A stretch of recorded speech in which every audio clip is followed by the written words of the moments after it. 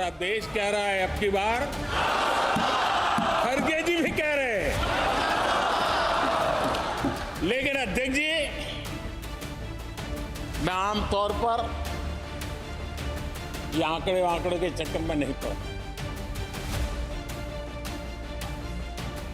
लेकिन मैं देख रहा हूं देश का मिजाज एनडीए को तो 400 पार कर पाई के रहेगा,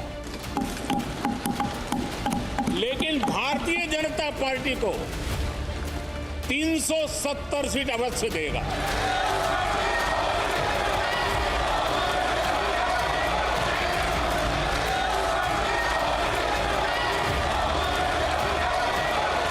प्रधानमंत्री ने अब की बार एनडीए 400 पार का नारा देकर लोकसभा चुनाव के लिए अपना गोल सेट कर दिया है। प्रधानमंत्री ने बीजेपी के लिए भी 370 सीटों का टारगेट दिया है, यानी 2019 के मुकाबले 67 सीटें ज्यादा। बालाकोट में एयर स्ट्राइक, ट्रिपल तलाक के खिलाफ कानून और किसानों के खाते में सालाना 6,000 रुपए जैसी स्कीम के दम पर 2019 में बीजेपी को 303 जबकि एनडीए को 341 सीटों पर जीत हासिल हुई थी। वक्त के साथ मुद्दे भी बदल गए हैं। 2024 में जहां एक तरफ राम मंदिर, ज्ञानव्यापी और मथुरा जैसे धार्मिक मुद्दों की बयार है, वहीं दूसरी तरफ कल्याणकारी योजनाओं के साथ विकसित भारत का संकल्प है। शायद पीएम मोदी को यहीं से 400 पार का भरोसा मिल रहा है और उनके इस भरोसे पर बीजेपी के साथ एनडीए के सहयोगियों को भी विश्वास है। अच्छा, क्यों नहीं, मोदी जी के प्रति अटूट विश्वास है। अगर आप देखें 10 साल यूपीए सरकार, तो उस समय लोग विवादों में घिरे थे। मोदी जी का 10 साल एनडीए का उम्मीदों में रहा, विश्वास में रहा, मोदी के प्रति अटूट विश्वास रहा कि मोदी है तो मुमकिन है। आखिर रहे क्यों नहीं? मुझे लगता नहीं कि ये कड़ी चुनौती है। आप अगर जनता के बीच जाएंगे, मुझे लगता है ये बहुत आसान चुनौती है और हर बार से बड़ा इतिहास इस बार हम लोग की सरकार रच दे। लोकसभा चुनाव में बीजेपी के रथ को रोकने के लिए विपक्षी दल जोर आजमाइश में लगे हैं। इंडिया गठबंधन में आपस में सीटों का बंटवारा भले ही ना हो पाया हो, लेकिन उन्हें एनडीए की 400 सीटें दूर दिख रही हैं। विपक्षी दल इसे पीएम मोदी का ओवर कॉन्फिडेंस बता रहे हैं। सबसे बड़ा ये बात है कि चुनाव होने की पहले मोदी जी को कैसे पता लगता है कि 370 आ जाएगी, तो दिखाते हैं कि 370 धरा हटाई, इसका मतलब 370 उनको तोहफा मिलेगी। लेकिन इस तरीके की दावे के साथ कोई बात अगर कहे, इसके मतलब अंदर में कुछ छुपे हुए राज है, जो राज ईवीएम में भी छुपाए गए हैं, मुझे लगता है। अब अगर एग्जैक्ट 370 बोल रहे हैं और एनडीए 4, तो इसका मतलब रिगिंग का कंप्लीट हो गया काम। इतना ईवीएम सेट हो गया, मतलब देश के आप प्रधानमंत्री हैं, आप कहिए ना कि हम भारी मोहम्मद से आएंगे। एग्जैक्ट नंबर 370 जब आप कहते हैं ना, तो शक होता है। तीसरे टर्म का मैं बस उनको याद दिलाऊंगी, एक इंडिया शाइनिंग करके कैंपेन था, जरा उसको देखिए। ओवर कॉन्फिडेंस की सीमा नहीं पार करिए। एक होता है कॉन्फिडेंस, जैसे मैं बार बार कह रही हूँ, एक होता है कॉन्फिडेंस और एक होता है ओवर कॉन्फिडेंस।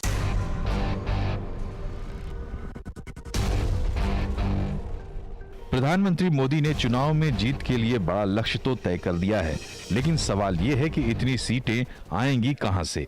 उत्तर भारत में बीजेपी की स्थिति मजबूत है। हिंदी पट्टी के 10 राज्यों में लोकसभा की 225 सीटें हैं, जिनमें से 177 सीटें बीजेपी के पास हैं। यहां उत्तर प्रदेश उसकी लिस्ट में टॉप पर होगा, जहां पिछली बार 62 सीटें जीती थी और अब इरादा 80 की 80 सीटों पर कब्जा करने का है। बीजेपी के पास महाराष्ट्र, पश्चिम बंगाल, बिहार, ओडिशा और पंजाब में विस्तार की गुंजाइश है, जबकि दक्षिण के 5 राज्यों में 129 में से बीजेपी के पास सिर्फ 29 सीटें हैं। कर्नाटक को छोड़ दें तो अभी बीजेपी का अन्य 4 राज्यों में खास प्रभाव नहीं है। पिछले कुछ महीनों में बीजेपी ने दक्षिण भारत पर अपना फोकस भी बढ़ाया है।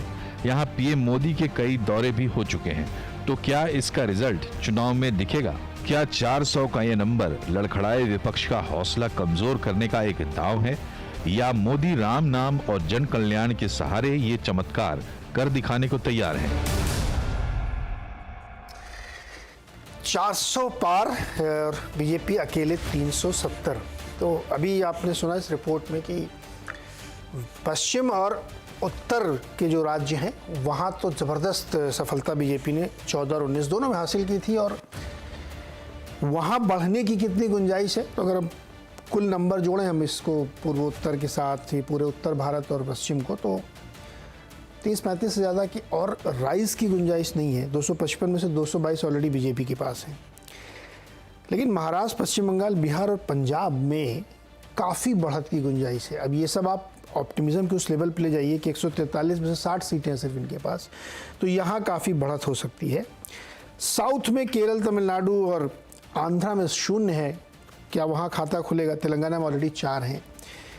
तो ये आंकड़ा कितना फिजिबल है और कैसे हासिल हो सकता है, या प्रधानमंत्री जी के, भारतीय जनता पार्टी के, एनडीए के इस विश्वास को कैसे हमारे एनालिस्ट देखते हैं, इसी पर हम बातचीत करेंगे। हमारे साथ मेहमान जो परिचय करा देता हूँ, सतीश कुमार सिंह जी हमारे साथ, सतीश के सिंह जी हमारे साथ हैं, वरिष्ठ पत्रकार हैं। साथ ही अंकुश श्रीवास्तव जी हैं, CSDS के प्रोफेसर संजय कुमार जी हैं, सेफोलॉजिस्ट भी हैं, और सी वोटर के फेलो कार्तिक बत्रा मेरे मित्र, ये भी बहुत नंबर क्रंचिंग करते रहते हैं।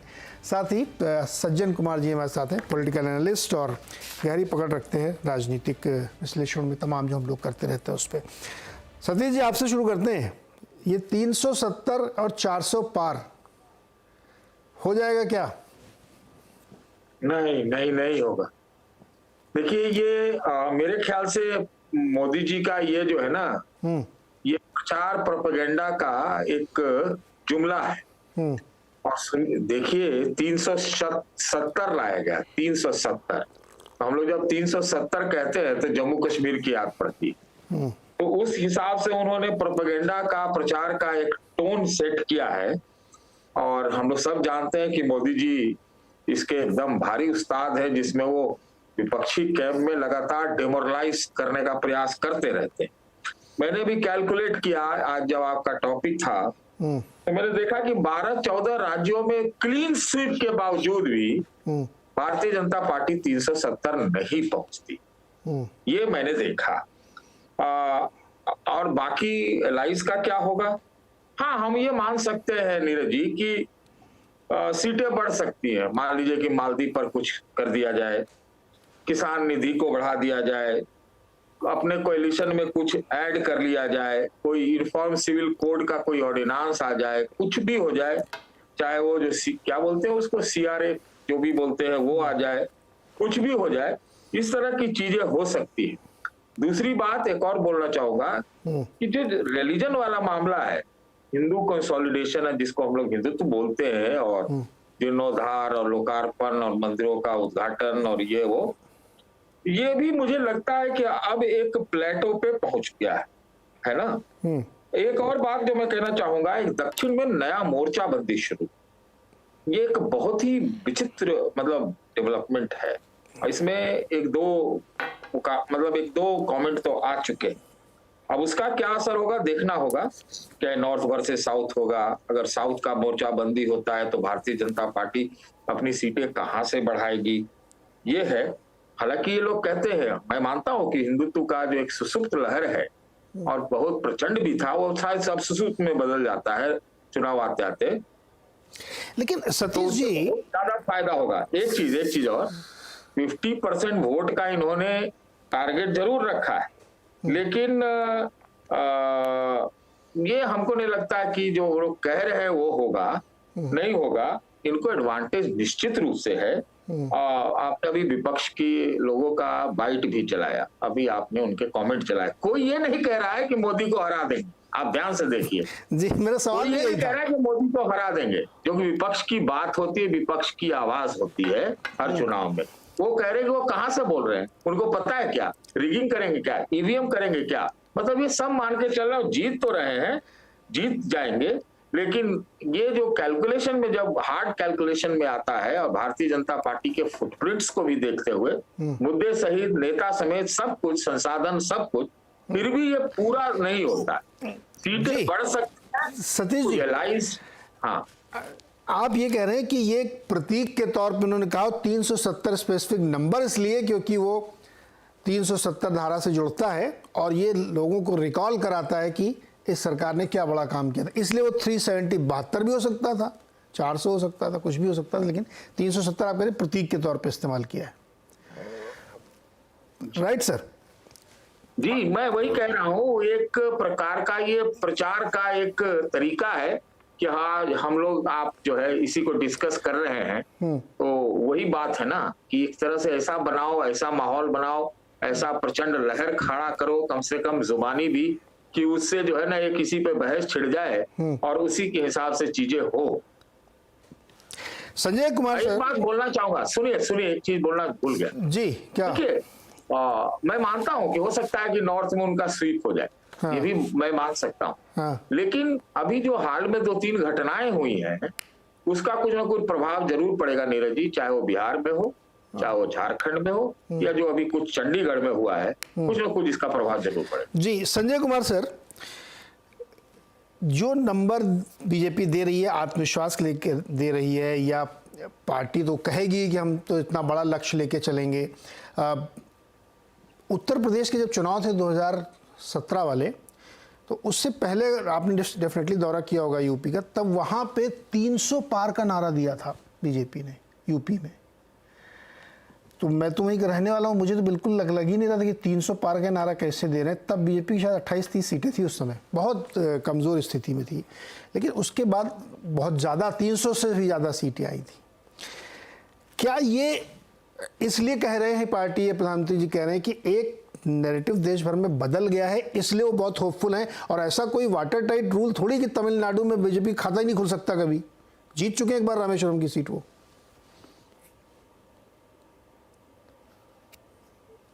संजय जी नहीं पाया क्या बोले? हाँ, नहीं मैं ये कह रहा हूं कि देखिए नंबर्स पे ना जाए। मैं भी सतीश जो कह रहे हैं उससे काफी हद तक सहमति रखता हूं कि नंबर तो सिर्फ इसी के लिए है कि 370 एक दो चीजें हैं, वो बार बार धारा 370 को हटाया, उससे आप रिलेट करते रहेंगे तो याद दिलाता रहेगा जनता को कि अच्छा धारा 370 हटाया गया कश्मीर से। लेकिन बड़ी बात क्या है? बड़ी बात यह है कि प्रधानमंत्री मोदी कॉन्फिडेंस दिखा रहे हैं। वो ये बता रहे हैं कि बीजेपी 2024 में आश्वस्त है अपनी जीत के लिए और एक बड़ी जीत की ओर आगे बढ़ रही है। तो वो 370 कहें सीटें, 400 सीटों का जिक्र करें, लेकिन सीधा मैसेज यही देने की कोशिश है कि भाई बीजेपी बड़ी जीत हासिल करेगी। 2019 से भी बड़ी जीत बीजेपी की होने वाली है 2024 में। 2024 में, लेकिन ये फिर ये बड़ी हुई सीटें आप कहें कि बड़ी जीत होगी, तो वो कहां से एडिशंस होंगे? अब देखिए, एक यूपी में बड़ी बढ़त होने की संभावना है। मैं अपनी गिनती 370 तक नहीं पहुंचा पाऊंगा, इसी के लिए मेरी भी सहमति नहीं है कि शायद 370 पहुंच जाए। लेकिन जो 3-4 स्टेट्स हैं जहां मुझे लगता है बीजेपी निश्चित रूप से या आप कहें कि काफी हद तक मैं समझता हूं कि बीजेपी अपना आंकड़ा बढ़ाएगी। यूपी, उड़ीसा, इसके बाद वेस्ट बंगाल में भी संभावना है, महाराष्ट्र में बढ़ सकती है सीटें। ये 4 स्टेट ऐसे, और हो सकता है 1-8 सीटों का हेरफेर तेलंगाना में भी हो जाए। तो मुझे लगता है कि ये 4-5 ऐसे स्टेट्स हैं जहां पर बीजेपी अपनी सीटें बढ़ा सकती है। निश्चित रूप से यूपी, निश्चित रूप से उड़ीसा, मैं ये 2 राज्यों को निश्चित रूप से कह रहा हूं, और काफी हद तक बंगाल में। अब वो बंगाल में 2 बढ़ेंगी 4 बढ़ेंगी वो एक अलग बात है, लेकिन ये 2 राज्य है जहां पर इनकी सीटें निश्चित रूप से बढ़ती हुई मुझे दिखाई पड़ती। तो उड़ीसा में है अभी 8 और टोटल सीट है 21, तो यहाँ बढ़ने की गुंजाइश काफ़ी है। और यूपी में तो सीधे 62 है, 72 ऑलरेडी एक बार ये जीत चुके हैं, तो हालांकि पूरी अगर ले लिए तो बहुत ज़्यादा गुंजाइश है, नहीं तो 10, 12, 15 सीट और बढ़ाने की गुंजाइश बनती है। महाराष्ट्र में भी 23 है इनके पास, 48 टोटल हैं, तो यहाँ भी गुंजाइश है। पश्चिम बंगाल, संजय जी आप कह रहे हैं वहाँ पे तो बड़ी कड़ी टक्कर दे रहे हैं, बड़ा सब चल रहा है, 18 है इनके पास और 42 कुल हैं। आपको लग रहा है बंगाल में भी बढ़ाएंगी? मैं कह रहा हूं संभावना है। मैंने कहा 2 राज्य ऐसे हैं जहां निश्चित, यूपी और उड़ीसा, 2 राज्य ऐसे हैं जहां पर की पूरी संभावना है, बंगाल और तेलंगाना। अब ये सवाल ये है कि बंगाल में क्या 2 सीटें बढ़ सकती है, 1 सीटें बढ़ सकती है, या हो सकता है सीटें कम भी हो जाए। ये तो अभी सिर्फ एक अनुमान है, हमने कोई सर्वे या इस तरह की चीज अभी नहीं की, और इस वक्त सर्वे करके आपको इसी वक्त की स्थिति पता चलती है। ये तो पता चलता नहीं है कि जब मई में और अप्रैल में वोट पड़ेंगे तो क्या होगा। लेकिन एक बिल्कुल शुद्ध अनुमान है मेरा, और एक तरह से देश का माहौल या राज्यों में जो माहौल है उसको देखते हुए मैं जिक्र कर रहा हूं। लेकिन यूपी में बड़ी बढ़त हो सकती है, 15-16 सीटें बढ़ सकती है। उड़ीसा में भी 5-7-8 सीटें बढ़ सकती है। कोई इसकी मतलब आश्चर्य, मैं नहीं आश्चर्य होऊंगा कि अगर उड़ीसा में उनके 5-7-8 सीटें बढ़ गई और अगर यूपी में उनके 10-12-14 सीटें बढ़ गई तो ये मिलाकर के कोई 20-22-25 सीटें तो बढ़ती हुई साफ दिखाई पड़ रही। करेक्ट। अक्कू जी, क्या यूपी में 80/80 हो सकता है क्या? देखिए 80/80 तो मतलब मोदी जी कह सकते हैं और उनको कहने का हक है, लेकिन मैं नहीं कहने जा रहा हूँ। हाँ, ये जरूर है कि अब ये बात अभी हम सब लोग जो कर रहे हैं, मुझे लगता है सभी एक धारा की बात कहेंगे या कह चुके हैं। है क्या मामला कि 80/80 ना हो, लेकिन 80/70 तो हो ही जाएगा, जो हालात लग रही है। क्योंकि जो संभावनाएं थोड़ी बहुत समाजवादी पार्टी अपने लिए बना रही थी वो बीएसपी ने काट दी और एसपी के लिए कांग्रेस ने काट दी। कांग्रेस को खुद क्या मिलेगा, 1 मिलेगा, आधा मिलेगा, 2 मिलेगा, ये कहा नहीं जा सकता। समाजवादी पार्टी जितनी अपने परिवार की सीटें हैं वो कुछ बचा ले जाए, यही गनीमत है। जो पहले बचाई गई थी इस बार बचा ले जाए, वही गनीमत है।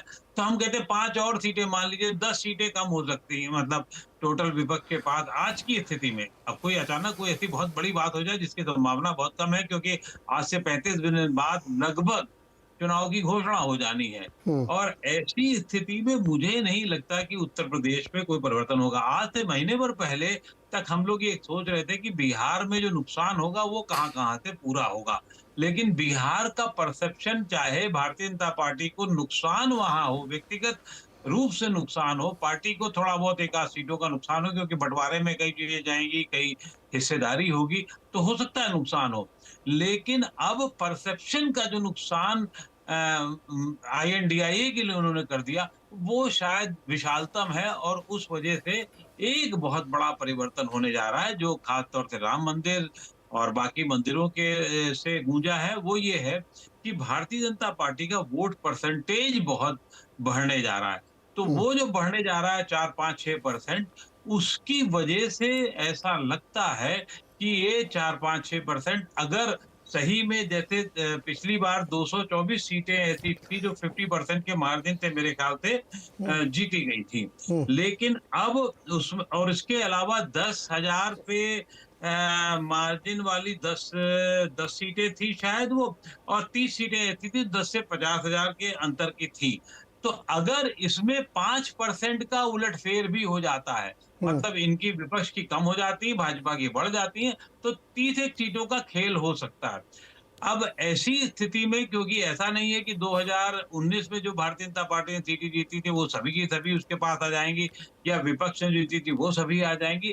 तो राजनीति में अगर ऐसा होता तो फिर शायद 14 में भारतीय जनता पार्टी की सरकार ही नहीं आती। लेकिन अब की स्थिति और जो माहौल चल रहा है, और माहौल में खासतौर से जब ये इलेक्शन का माहौल होता है तो एक बात और भी होती है, जो फेज होता है, तो अगर छोटे मोटे अंतर की सीटें भी होती हैं वो भी जो है उस वोट बैंक की धारा में, और जो वोटों की जो रफ्तार और हवा और जो चलती है आंधी, उसमें फिर इधर से उधर होने में टाइम नहीं लगता है। जब संघर्ष ज्यादा होता है तो ज्यादा। तो ये 370 सही बात है, वो 370 एक फ्रेज के लिए इस्तेमाल किया गया। वो अगर वो धारा अनुच्छेद 365 होता तो 365 भी मोदी कह सकते थे, 375 होता तो 375 कह देते, अनुच्छेद 375 के हिसाब से, क्योंकि वो सुनने में आपको अच्छा लगे इस हिसाब से वो चलाते हैं। उनकी फ्रेज की अपनी आदत है कहने की, और वो बहुत तरकीब से उसको पेश कर देते हैं। जहां तक सीटें किन राज्यों से आ सकती है, उसमें मुझे लगता है जो संजय जी ने कहा बिल्कुल सही है, लेकिन महाराष्ट्र, तमिलनाडु और कर्नाटक, मुझे लगता है केरल, 1-8 सीट केरल से भी संभावना बनती है, और यही सीटें के नंबर जो है वो तमिलनाडु से भी बन सकता है। तो जहां जहां थोड़ा थोड़ा भी करेंगे, तो अगर साउथ में, जैसे कि साउथ की 28 सीटें इनके पास में है, 27 कांग्रेस के पास में है, और अगर वो थोड़ा सा नंबर 2-4 का भी बढ़ जाता है तो फिर वही है खेल परसेप्शन का कि हम और बहुत बड़े हैं। आंध्रा की कोई बात नहीं कर रहा है। आंध्रा में अभी भारतीय जनता पार्टी के पास कोई सीटें नहीं है, लेकिन तेलुगु देशम के जैसे संभावित समझौते या वाईएसआर के साथ अभी ये भी क्लियर नहीं है। हाँ। लेकिन बीजेपी को कुछ ना कुछ कहीं ना कहीं से कुछ दे के कुछ ले लेना होगा। और एक जी। चीज और परिवर्तन है जो मुझे लगता है कि सहयोगी दलों के पास जिस तरीके से चला रहे हैं, क्योंकि भारतीय जनता पार्टी में 370 को हो नहीं सकता, वो 400 नहीं, सहयोगी दल तो सर आपको सर सहयोगी दल तो कोई ऐसा दमदार में नहीं लगता कि बहुत बड़ी मदद कर पाए, जो इनको करना अकेले ही करना है। कौन सा बहुत बड़ा इनके सहयोगी जो दमदारी के साथ इनको 30 सीटें दे देगा? I don't think so. करना इन्हीं को पड़ेगा अकेले।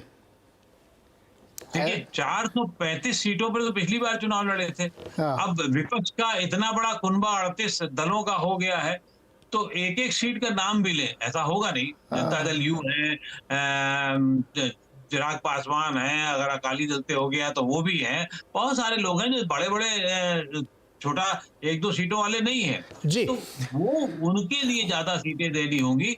मुझे लगता है सहयोगी दलों की भूमिका अपनी सी थोड़ी ज्यादा होगी पिछले बार की तुलना में। भारतीय जनता पार्टी के पास भी 325 के आसपास, जैसा कि हम सब लोग जान रहे हैं, वो होगा। हम लोग कितना जान रहे हैं, हमसे ज्यादा तो वो जानते हैं जिन्होंने कहा है। तो नो डाउट आते हैं सर वापस।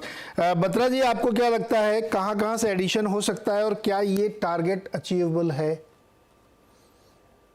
तो पहले दूसरे सवाल का जवाब मिलेगा, उसके बाद पहले सवाल का जवाब मिलेगा।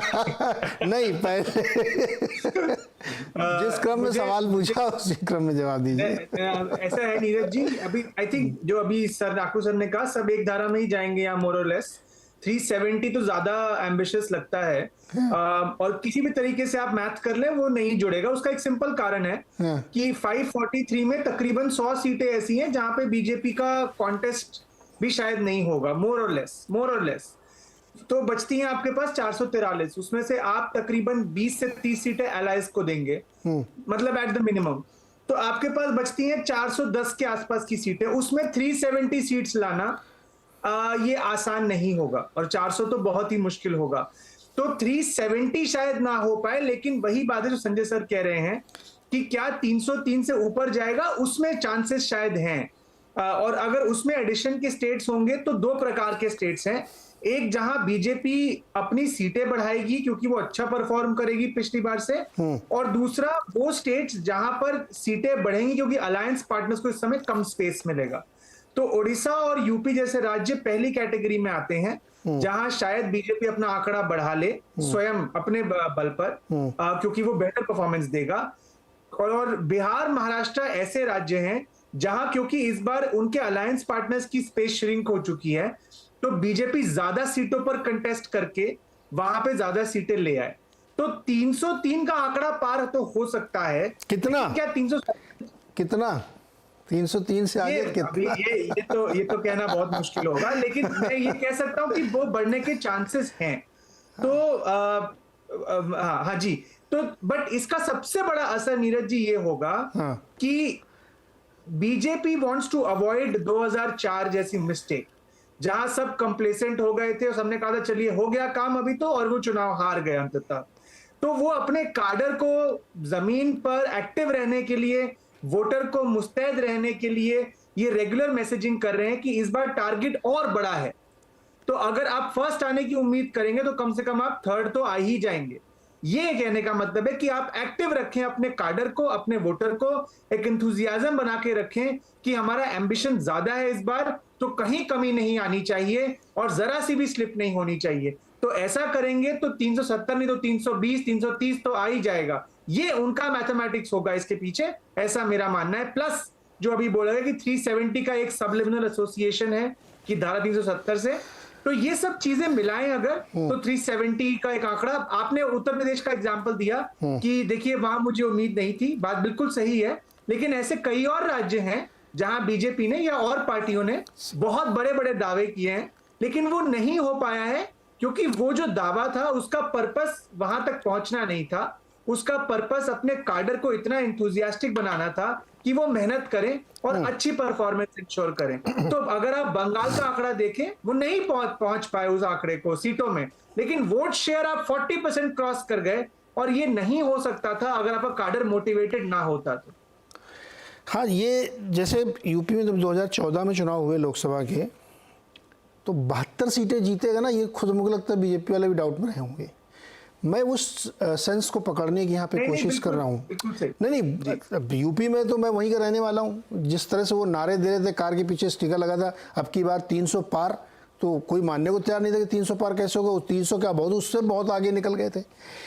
क्वेश्चन यहाँ पे ये है कि गुंजाइश क्या बन रही, क्या अगर आप सब लोगों के बीच में सब एक ही सुर में बात कर रहे हैं और सब ये मान रहे हैं कि बेटर हो सकती है टैली, तो बेटर का मतलब 25-30 सीटें और आ सकती हैं। तो 30 और क्यों नहीं आ सकती हैं? तो 30 से जोड़ दो 70 हो जाएगा,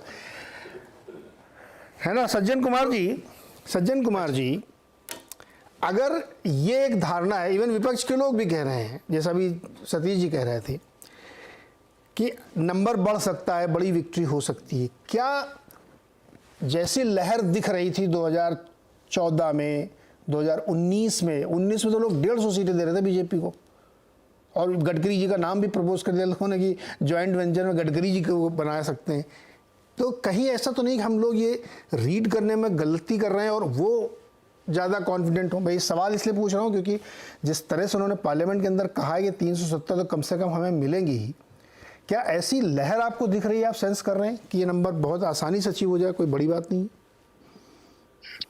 देखिए, इसमें 2014 और 2019 दोनों में क्या था कि 2014 में लोग एक आपको याद होगा कि 260 लॉबी थी कि भाई एक थियरी चल रही थी कि 260 के आसपास आ जाएगी, 50 के आसपास आ जाएगी, और फिर राजनाथ जी को शायद मोदी जी समर्थन कर दें और अडवाणी जी अलग थलग हो जाए, ये एक लॉबी थी। और फिर आप देखेंगे कि जो रिजल्ट आया उसमें पूर्ण बहुमत आया। 2019 में क्या हुआ कि हम लोग भी फील्ड में थे, हम लोग सोच रहे थे बेस्ट टू बेस्ट सिनेरियो ये होगा कि बीजेपी सिंपल मेजोरिटी बस स्क्रैच टच कर जाएगी, या हो सकता है 260-65 भी आ जाए, क्योंकि यूपी में महागठबंधन हो गया था, बिहार में महागठबंधन हो गया था, उसके बाद जो आर्थिक मुद्दे थे वो बड़ी हावी हो गई थी, तो परसेप्शन में राफेल से लेके बड़ा एक अपोजिशन को मोमेंटम था। 24 में क्या है, अपोजिशन को मोमेंटम नहीं है, ये अपोजिशन भी मान रही है और पब्लिक भी मान रही है। ठीक है, मोदी जी जीतेंगे और प्रचंड बहुमत से जीतेंगे, बीजेपी जीतेगी, ये सब लोग मान रहे हैं। सीट कितनी आएगी उस पर किसी का नहीं है। तो इस बार सरप्राइज वाला एलिमेंट बहुत ज्यादा है नहीं। बस अब दिक्कत है कि टैली की जहां तक बात है, तो देखिए इसमें निश्चित तौर पे मुझे लगता है डिबेट थोड़ा रोचक और होता है कि हम लोग ये देखते हैं कि अपोजिशन कितनी सीटें जीत सकती है ये, और उसमें कांग्रेस क्या, उसकी जो पिछली बार की टैली है शायद 52 सीटों की है, हाँ, उसके आसपास रहेगी, नीचे आएगी, कितना नीचे या आगे आ सकती है तेलंगाना कर्नाटका को देखते हुए। तो अभी जो आप देखें, अभी सीधी सी बात है कि 2014 और 19 में, 14 में लोग चाहते थे लेकिन भरोसा नहीं था क्योंकि बीजेपी पूर्ण बहुमत से आई नहीं थी। 19 में तो एक कंसेंसस था कि कुछ भी हो जाए 14 से टैली कम ही होगी, टैली बढ़ गई। 24 में हम देख रहे हैं कि कहीं भी आप फील्ड में जाके देखें, ये कंसेंसस, ये कंसर्न नहीं है। और दूसरी बात ये है कि देखिए, ये अभी तो हम लोग परसेप्शन की लड़ाई में हैं। दिसंबर तक जब 4-5 राज्यों के चुनाव नतीजे आने थे, तब तक तो ऐसा लग रहा था कि इस बार शायद भारत जोड़ो यात्रा का पार्ट 2 जनवरी से शुरू होगा और कांग्रेस ये 3 राज्य और तेलंगाना जीत जाएगी, और उसके बाद से जो है स्थिति बहुत ज्यादा बिहार में भी ठीक नहीं है, बंगाल में तो ये पीछे ही है। तो ऐसा लग रहा था परसेप्शन में कि हो सकता है मेजोरिटी मार्क बीजेपी के लिए थोड़ा सा खतरे में आ जाए।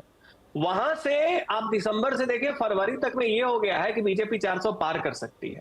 तो हमें लगता है कि पहला चूज तो यह है कि परसेप्शन वार में बीजेपी ने बिल्कुल ही पटक दिया है। मतलब अपोजिशन इतनी डिमोरलाइज्ड है कि आप देखें कि वो ऑलरेडी कह रहे हैं कि ईवीएम होगा, रिगिंग होगा, तमाम बातें होंगी। लेकिन एक चीज निश्चित इसमें आप देख लीजिए कि ये हो सकता है कांग्रेस अपने हिस्टोरिकल लो को टच कर जाए। बीजेपी 370 टच करे ना करे, लेकिन 44 से नीचे हो सकता है, मतलब संभावना, जबकि तेलंगाना और कर्नाटका है। लेकिन फिर भी कारण यह है कि देखिए, बीजेपी का एक थियरी होती है स्पीच एक्ट, कि जब सबसे शीर्ष नेता कुछ कहता है तो उसे हल्के में नहीं लेना चाहिए। अमित शाह नहीं कह रहे हैं, अमित शाह तो रणनीतिकार हैं, उनके ऊपर चले। लेकिन जब मोदी खुद ये कह रहे हैं तो मैं इसलिए 370 तो हम नहीं कह रहे हैं, लेकिन निश्चित तौर पे, और इस बात में वो संजय सर की बात से मैं सहमत हूं कि बंगाल, क्योंकि बंगाल में हम लोग तो काफी कॉशियस हैं, लेकिन बहुत लोग बंगाल में कह रहे हैं कि इस बार धारणा यह है कि टीएमसी अब अलर्ट हो गई है, तो शायद अपोजिशन पार्टी बीजेपी को न आने दे उतना, मुस्लिम यूनाइटेड है। लेकिन आप वहां पे जाके देखें तो इस बार ये दबी जुबान से फिर लोग कह सकते हैं कि बंगाल से थोड़ा सरप्राइज आपको मिल सकता है, असम से थोड़ा सा और टैली बढ़ सकती है, थोड़ी ही बहुत बढ़ेगी लेकिन बढ़ सकती है, उड़ीसा पूरब के राज्य बढ़ सकते हैं, और साउथ में भी सिंगल रन चुराने में बीजेपी हो सकता है, केरला में 1 सीट, तमिलनाडु में 2 सीट, इस तरह की बातें आ जाएं। तो कहने का मतलब है 370 नहीं है, लेकिन एक चीज क्लियर है कि इस बार कंफ्यूजन किसी को नहीं है परसेप्शन में, जो 14 और 19 में था। और कांग्रेस कहां रहेगी, मुझे लगता है इस पे ज्यादा थोड़ा सोचना चाहिए और विचारना चाहिए, उससे बहुत कुछ इंडिकेट होगा। जी संजय जी, ये बताइए 2019 में कर्नाटक ने सरप्राइज दिया था, साउथ का स्टेट है, जबरदस्त विक्ट्री वहां पे हुई, कितनी भयानक तरीके से वहां पे उन्होंने 28 में से 25 सीटें जीत ली थी। कई बार 2014 से लेके अब तक हम लोग देख रहे हैं कि सरप्राइज पे सरप्राइज आते हैं। छत्तीसगढ़ भी रीसेंट उदाहरण है, किसी को अनुमान ही नहीं था कि वहाँ क्लीन स्वीप है इनकी। मध्य प्रदेश में जिस तरह के नंबर बने 3, 4, 5 टर्म के बाद भी, तो क्या ये एक ऐसा नहीं हो सकता कि उड़ीसा में एकदम क्लीन स्वीप कर लें, जो आप जहाँ पे आप बहुत आशान्वित हैं, या बंगाल में और बड़ी, क्योंकि अगर ये 370 का नंबर खुद मोदी जी दे रहे हैं तो ये सिर्फ एक प्रतीक ही नहीं होगा, कुछ ना तो कुछ कैलकुलेशन में क्या हुआ। क्या ये सरप्राइज आ सकता है साउथ से भी? आंध्रा में क्या जरूरी नहीं कि 5 सीटें वो जीत ले खुद भी? उड़ीसा बड़ा सरप्राइज हो सकता है, बंगाल भी सरप्राइज हो सकता है, जिसका जिक्र मैंने पहले भी किया कि मेरे नजर में ये 2 स्टेट है जहां बीजेपी इंप्रूव करेगी। सवाल रहा आंध्रा का। नहीं, आंध्रा में जब तक ये अलायंस नहीं करेंगे तब तक सरप्राइज की गुंजाइश मुझे दिखाई नहीं पड़ती है। केरल और तमिलनाडु, मुझे लगता है सरप्राइज अगर हम ये माने कि केरल तमिलनाडु में ये एक आध सीटें छिटपुट कहीं निकाल सकते हैं। जैसे केरल की 2 सीट है, एक थलसेरी की सीट है और एक तिरुवनंतपुरम, एक आध और सीट है जहां वो बड़ी कड़ी मेहनत कर रहे हैं, काफी दिनों से लगे हुए हैं। तो केरल और तमिलनाडु में स्ट्रैटेजी बदल गई है। ठीक है, चुनाव हो सकता है सारी कंस्टिट्यूंसी में लड़ेंगे, लेकिन फोकस उनकी 2-3 कंस्टिट्यूंसी पे है। वैसे ही तमिलनाडु में 2-3 कंस्टिट्यूंसी पे फोकस है। तो सरप्राइज हो सकता है तमिलनाडु और केरल से भी हो, लेकिन वो सरप्राइज यही रहेगा कि 1 सीटें 2 सीटें कहीं से निकाल लें तो। लेकिन हाँ, हो सकता है उड़ीसा बड़ी जीत हो सकती है, 21 में से हो सकता है 16-17 सीटें जीत जाए, और बंगाल में भी इसकी संभावना रहेगी। और एक स्टेट और ऐड करूंगा, तेलंगाना, क्योंकि देखिए तेलंगाना में अभी बीआरएस के खिलाफ एंटी इनकम्बेंसी थी, उसका फायदा कांग्रेस ने उठाया, और चूंकि ये लोकसभा का चुनाव है तो शायद जनता करूंगा। और हमने कई स्टेट्स में देखे हैं कि लोग, जैसे पिछली बार ही देख लें, मध्य प्रदेश, राजस्थान, छत्तीसगढ़, तीनों में कांग्रेस जीतती है, लेकिन लोकसभा में जबरदस्त वोट बीजेपी को। तो बीजेपी और कांग्रेस के मुकाबले में हो सकता है तेलंगाना भी सरप्राइज करे, और 4 से 8 सीट हो सकती है कांग्रेस के, बीजेपी की। पिछली बार 4 सीटें जीती थी, डबल भी हो सकता है। तो ये कुछ राज्य हैं जो सरप्राइज कर सकते हैं। कांग्रेस को सर कितनी सीटें मिल सकती हैं? नहीं, अगर कांग्रेस की आप राष्ट्रीय स्तर पे चर्चा कर रहे हैं? हाँ, और क्या, राष्ट्रीय स्तर पे? नहीं, मतलब राष्ट्रीय स्तर पे मुझे भी लगता है कि कांग्रेस के लिए जो 2014 का जो आंकड़ा है, 2019 का जो आंकड़ा है, तो मतलब अगर वहां पे अगर टिक पाए कांग्रेस तो उनके लिए बड़ी एक तरह से अचीवमेंट होगी, बड़ी उपलब्धि होगी कि अगर कांग्रेस कोई 50 के आसपास भी अगर टिक जाए तो बड़ी उपलब्धि होगी आज की स्थिति को देखते हुए। बत्रा जी, कांग्रेस को कितनी सीटें मिल सकती हैं? मैं इससे थोड़ा अनपॉपुलर ओपिनियन है, मुझे लगता है कांग्रेस नहीं, अनपॉपुलर नहीं, ओरिजिनल ओपिनियन दीजिए आप अपनी। हाँ, मुझे लगता है कांग्रेस सीटें बढ़ेंगी इस बार। हाँ। और उसमें कारण सिंपल ये है कि जो अभी संजय सर ने भी कहा कि हाँ। जो स्टेट्स में बीजेपी की एंट्री मुश्किल है, केरल, तमिलनाडु, और इसमें पंजाब भी कुछ हद तक जोड़ दीजिए, अगर आप ये सीटें जोड़ लें कांग्रेस की तो ये तकरीबन आपको 35 तक ले जाता है, और उसके ऊपर गेन्स पोटेंशियली कर्नाटक और तेलंगाना में होंगे। और जो कुछ सीटें पूरे देश में ऐसी हैं कांग्रेस की जो व्यक्ति के नाम पे लड़ी जाती हैं, सिंबल पे नहीं लड़ी जाती, वो छिंदवाड़ा हो गई, उसमें कुछ एक आध सीट नॉर्थ ईस्ट की है, एक साउथ गोवा की सीट है, ये सब मिला के मुझे लगता है कि 50-52 तो क्रॉस करेगी कांग्रेस।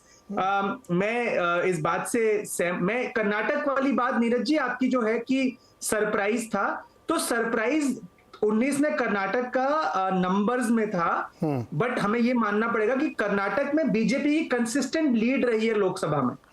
आप अगर 2004, 9, 14 सारे आंकड़े उठा लें, वो कांग्रेस से आगे रही है। पिछली बार एक स्वीप थी, ये बात सही है बिल्कुल।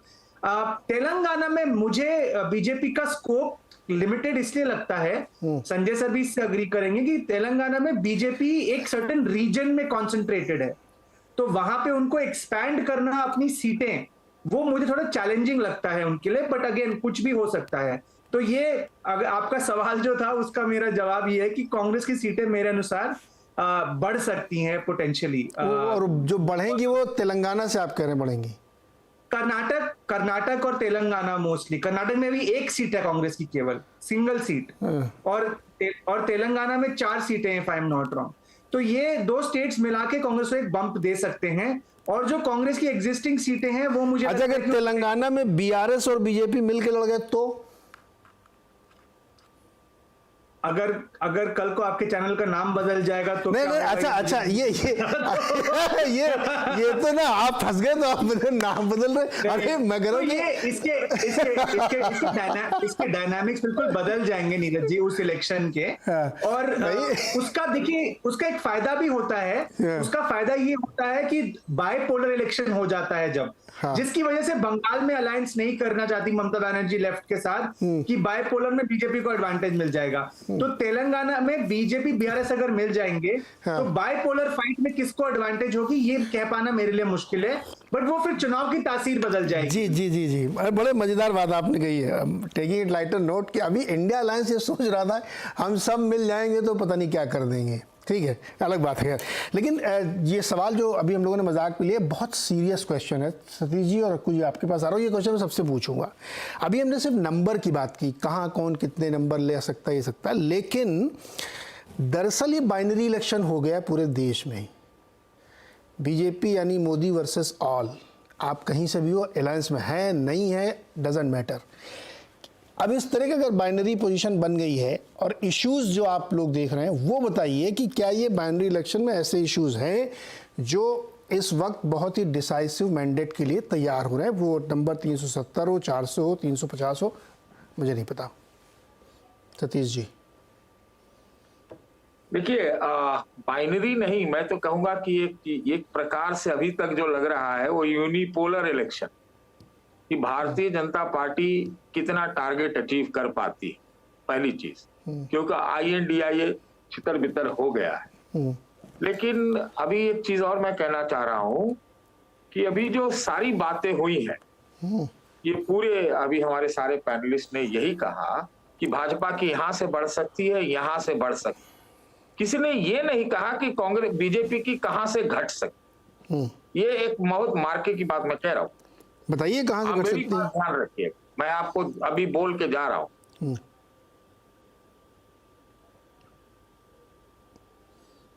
सतीश जी म्यूट हो गया आपका। सतीश जी म्यूट कर दिया आपने। सतीश जी, सर म्यूट हो गया आपका। अच्छा, सतीश जी को आवाज ही नहीं जा रही, उनका म्यूट हो गया। सज्जन जी, ये सवाल मेरा आपसे भी है। सतीश जी को फिर से कनेक्ट किया जाए। क्या ये बाइनरी इलेक्शन है, इसमें इतने बड़े बड़े इश्यूज हैं कि डिसाइसिव मैंडेट मिलेगा और फिर नंबर जितना बड़ा है जो भी है? नीरज जी, देखिए, हम अगर भारतीय राजनीति को फेजेस में आप देखिए तो एक हेजेमोनिक फेज कांग्रेस की थी, उसे आप कांग्रेस सिस्टम के नाम से कहें या वन पार्टी डोमिनेंट सिस्टम के नाम से कहें। उसी तरीके से कोalition का दौर रहा, उसमें गठबंधन का प्रयोग चला, 2014 तक वो था NDA और UPA का। अब हमें ये मानना चाहिए कि हम लोग उस दौर से गुजर रहे हैं जो कि बीजेपी के डोमिनेंस और हेजेमोनी की फेज है, और ये फेज कोई एक इलेक्शन का नहीं होता है। कम से कम कांग्रेस का फेज आप देखिए तो लंबा चला है, 4 इलेक्शन बीच में थोड़ा हिचकोले खाते हुए वो खींच गए काफी लंबा। तो अभी आप ये भी देखिए कि अभी जो बीजेपी की पॉलिसी है, रेजोनेंस है, लीडरशिप है, उसका समाज के एक बड़े वर्ग के साथ बहुत ही स्ट्रांग रेजोनेंस है। मतलब लग रहा है कि आत्मसात कर चुके हैं दोनों एक दूसरे को, इसलिए वो जिन मुद्दों को लेके आते हैं समाज में उसको स्वीकार करने की पहले से एक चाहत होती है। ऐसा कहें कि बीजेपी उन मुद्दों को साधती है जिसकी इच्छा समाज के एक बड़े तबके को पहले से थी और अब तक साधा नहीं गया है। तो हम लोग एक बीजेपी के हेजेमोनिक फेज से गुजर रहे हैं। इसीलिए देखिए प्रयास क्या था 2019 से 24 तक, एंटी बीजेपीइज्म का प्रयास चल रहा है कि तमाम दल एक साथ मिले, उसमें मुखिया हो, उसमें कुछ ये हो जाए, परसेंटेज साहब हमारा ज्यादा है तो।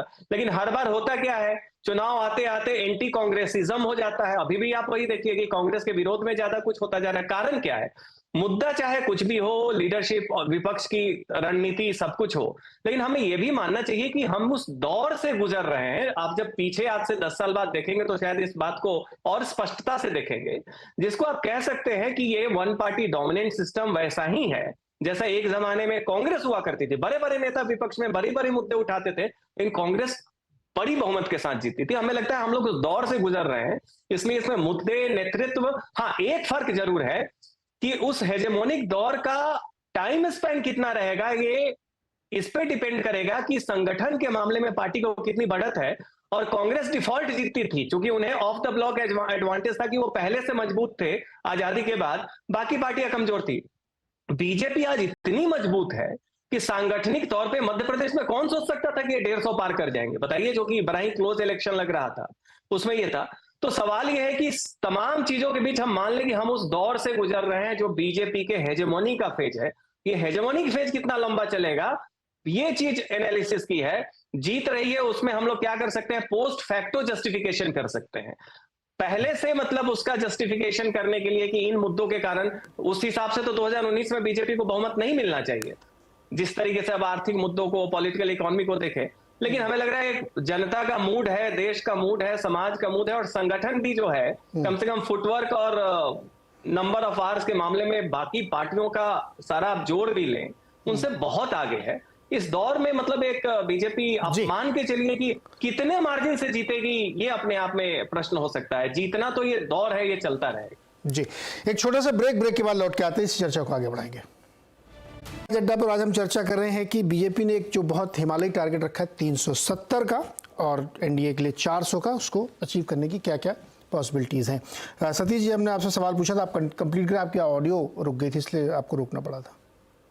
देखिए, मैं यही कह रहा था कि हम लोग सब बात कर रहे हैं कि भाजपा की यहाँ बढ़ सकती है, वहां बढ़ सकती है। कुछ एक जगह, दो तीन जगह ऐसा भी तो रखिए जहां घट भी सकती है, उसको भी आपको फिगर इन करना पड़ेगा। दूसरी बात है, मैं ये बात कहना चाहता हूं आपके पास कि आश्चर्य तो हर तरफ से होगा, जैसे अभी उड़ीसा की बात संजय जी कर रहे हैं, तो एक आश्चर्य मेरे तरफ से भी रख लीजिए कि यूपी में कांग्रेस की सीटें बढ़े। अब 2 हो, 4 हो, 5 हो, जो भी हो बढ़ेगी। आप लिख नोट कर लो। कौन कौन सी सर, बताओ ना, अभी बड़ा मजा आएगा। मैं तो यूपी का, बताओ कौन सी। नहीं, ये सब वो आप अलग से डिस्कस कीजिए, तो मैं बता दूंगा। शहर नाम तो बताओ सर। नहीं, अरे बढ़ जाएगी, आप उसको मजाक में मत आप। अरे मैं मजाक नहीं करूं sir, it's very curiosity for me. 2009 में यही जो मतलब बर्बाद कांग्रेस थी, उसको 22 सीट आए थे 2009 में, है ना। वही संगठन, वही कुर्ताधारी, वही एलिटिस्ट, वही खान मार्केट गए। बस एक बात हो। दूसरी बात मैं जो कहना चाह रहा था कि वो बहुत महत्वपूर्ण है, मैं मानता हूं कि भारतीय जनता पार्टी की सीटें तेलंगाना में बढ़ेंगी, और 5 एक फैक्टर जो मैं अपने तरफ से निकाला हूं, जैसे PMY के, तो मेरा यह मानना है कि पटनायक, ममता, चंद्रशेखर राव, YSR, ये ऊपर या भीतर या बाएं या दाएं, ये सब भाजपा के साथ है, मोदी जी के साथ। कुछ लोग तो कहते हैं कि केरला वाले चीफ मिनिस्टर भी है, आरोप भी लगे थे। तो उस लिहाज से कुछ सही हो सकता है।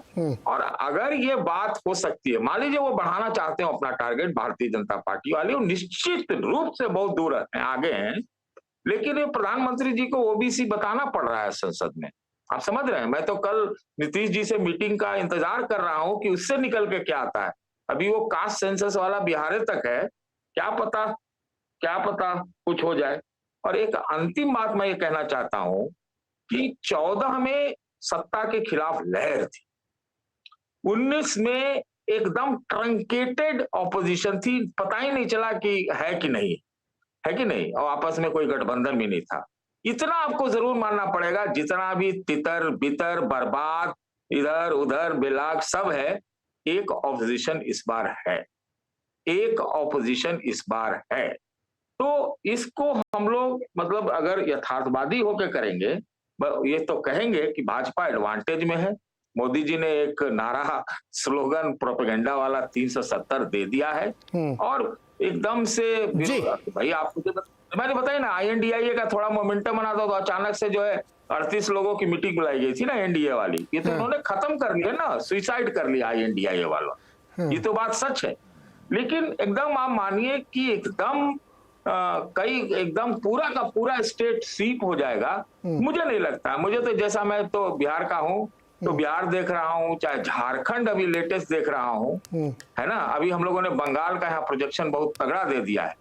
अरे कुछ ना कुछ वहां तो आप जैसे वो कह रही है ममता जी की 40 सीट ही कांग्रेस को आएगी, तो क्यों कह रही है, ये भी एक क्वेश्चन होता है। तो वो तो सब है, उसके ग्रामर है, उसके डायनामिक्स है। जी। आज लोग इधर है उधर है। अक्कू जी से एक बार राय लेते हैं सर। अक्कू सर आप अक्कू जी के पास चलते हैं। अक्कू जी आप उत्तर प्रदेश की हैं, मैं बहुत सीरियसली इस बात को समझना चाहता हूँ कि यूपी में क्या ये ऐसा कोई ज़रूरी थोड़ी है कि सारी सीटें यही जीत लेंगे। अगर कांग्रेस और समाजवादी पार्टी और RLD मिल के लड़ें तो संभावना है कि है, और कांग्रेस भी अपनी सीटें बढ़ा सकती है।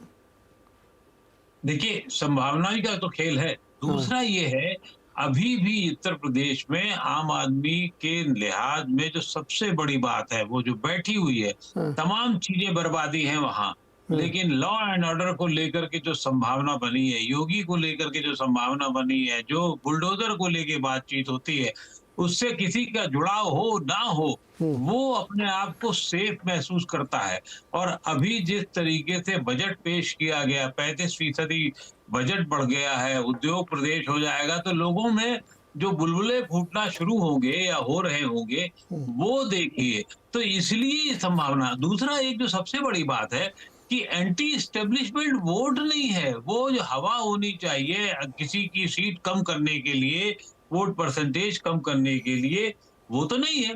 दूसरा, राम मंदिर अलग हो गया, वहां पर एक अलग उफान लिए हुए, काशी का अभी खत्म नहीं हुआ है, मथुरा अभी बाकी है। तो ये सब जो चीजें हैं, ये वोट को कहीं ना कहीं, वोटरों को, मतदाताओं को कहीं जोड़ती तो है ना।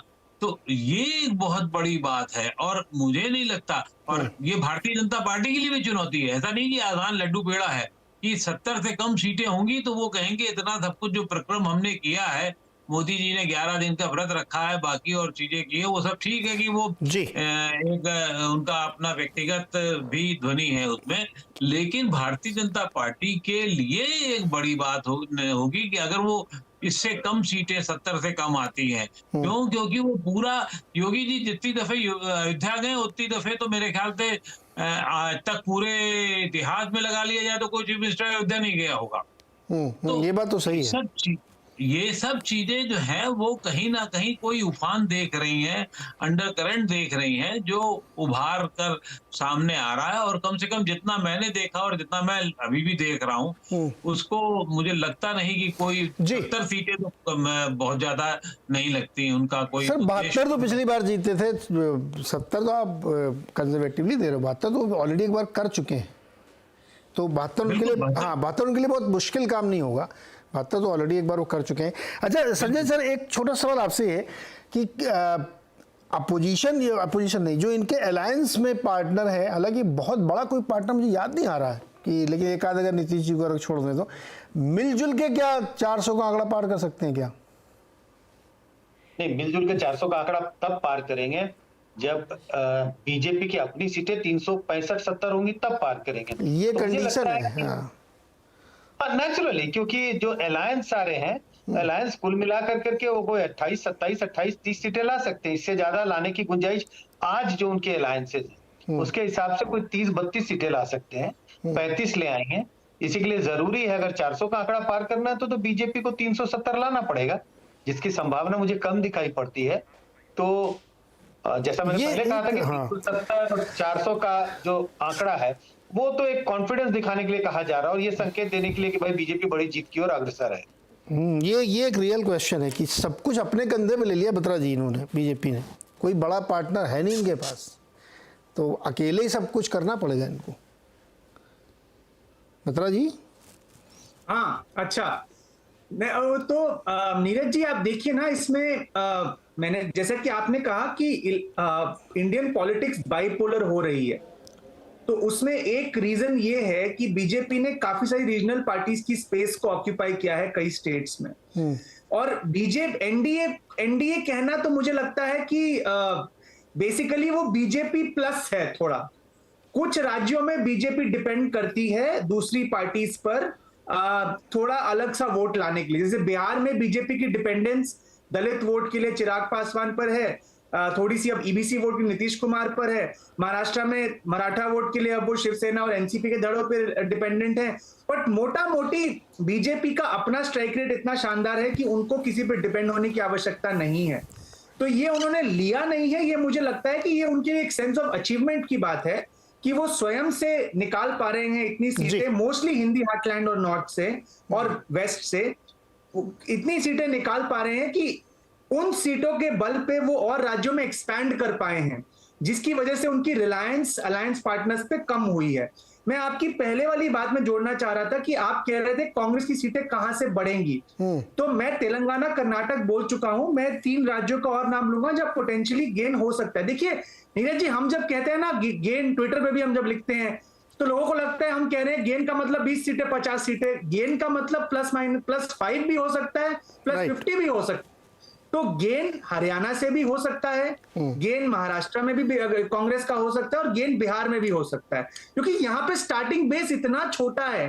हरियाणा में कांग्रेस की 0 सीटें हैं, बिहार में 1 सीट है, महाराष्ट्र में 1 भी सीट नहीं बची जब से उनके एमपी की डेथ हुई है। तो इन 3 राज्यों में फॉर डिफरेंट रीजंस कांग्रेस का पोटेंशियल गेन नहीं, ये मैथमेटिकली, लॉजिकली और प्रोबेबिलिटी के हिसाब से भी ठीक बैठता है कि जो आदमी एकदम बेस पे है उसके लिए बढ़ना ज्यादा आसान है, जो एकदम पीक में है और उसको और ऊपर ले जाना उसके लिए नहीं तो टफ हो सकता है। ये बात सही है एकदम, क्योंकि बात ये चल रही थी ना कि कांग्रेस क्या 44 रिटेन कर पाएगी 52, तो मैं इसलिए कह रहा हूं कि कांग्रेस के पास अगर कांग्रेस मेहनत करे तो ऑप्शन ज्यादा है, बिकॉज ऑफ द रीजन आपने जस्ट जो कहा कि जो स्कोप इतना ज्यादा। अच्छा, अभी आपने कहा था कि मैंने कहा यदि ऐसा हो, अब आपने अगर लगा के सवाल जो रखा ना, अगर मेहनत करे तो नहीं, ये 3 राज्यों के अलग से भी मैं बोल रहा हूं। नहीं, इन 3 के अलावा मैं बोल रहा हूं। अरे मैं ये कह रहा हूं कि जब आपने अगर लगा दिया तो फिर बात खत्म हो गई ना। आपने भी मुझसे कहा था, मैंने कहा था कि अगर बीआरएस और बीजेपी मिल जाए तो आपने कहा अच्छा चैनल मैं क्लैरिफाई कर देता हूं। मुझे लगता है हरियाणा महाराष्ट्र में तो डेफिनेटली कांग्रेस की सीटें बढ़ेंगी। इसके बियॉन्ड जो राज्य हैं जहां जी बत्रा जी आप समझे नहीं। अरे मैं कह रहा हूं कि आपने अगर मेहनत करे तो, मेरा सवाल वो था, आप समझे नहीं। नंबर तो देखेंगे। अब आपने इसमें अपना तड़का लगा दिया। मैंने तड़का नहीं लगाया, आपने मेरे बीआरएस में तड़का लगाया था कि अगर बीआरएस और बीजेपी मिल जाए तेलंगाना में क्या होगा। आपने कहा अच्छा, तो आप अपने चैनल का नाम भी बदल सकते हैं। और यहाँ आप लगा रहे अगर कांग्रेस मेहनत करे तो। अरे यही तो सबसे बड़ा सवाल है। आखिरी सवाल है, 1 मिनट खाली है। सज्जन कुमार जी, आजकल क्या उद्धव जी डोरे डाल रहे हैं क्या? कुछ थोड़ा बातचीत से ऐसा मेरे को सेंस मिला है, कुछ चल रहा है क्या? देखिए र्यूमर है और लोग कह रहे हैं, लेकिन बड़ा मुश्किल है। मतलब अगर इस समय उद्धव जी आ गए हैं तो ये बीजेपी के लिए और एनडीए के लिए महाराष्ट्र में मुश्किल हो चुकी, बहुत कंफ्यूजन हो जाएगा। फिर आप कितने फैक्शंस को संभालेंगे? तो लेकिन हाँ, एक जरूर देखिए कि रामदास अठावले जी महाराष्ट्र से कभी कभी वन लाइनर बड़ा बढ़िया आता है, वो लैंग्वेज में भी है। उन्होंने कहा कि कांग्रेस के मित्र जब हमें बोले हमारी तरफ आओ तो मैंने हवा का रुख देखा, वो मोदी की तरफ था तो मैं उधर गया।